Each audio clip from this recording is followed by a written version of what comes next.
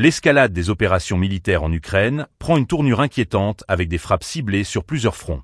Le 14 avril, la situation sur le terrain a été marquée par des attaques significatives des forces armées russes qui ont intensifié leurs offensives à Odessa et Kharkov.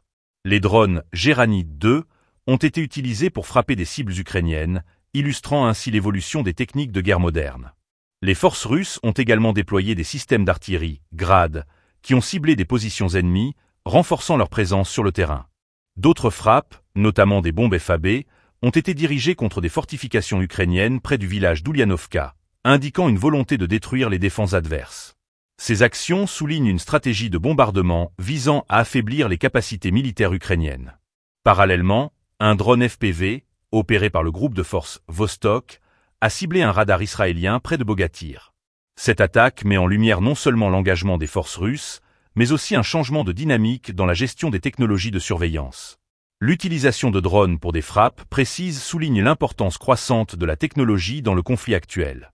Dans le même temps, les combattants du groupe de forces Centre ont réussi à libérer le village de Zaporozhye, près de Krasnoarmeysk.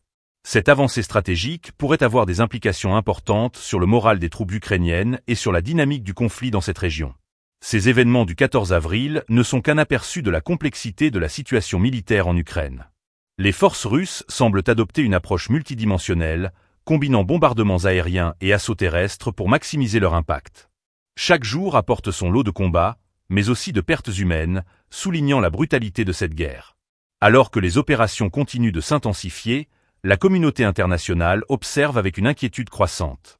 Les conséquences de ces attaques ne se limitent pas aux simples pertes militaires, mais touchent également des milliers de civils, pris dans le tourbillon du conflit.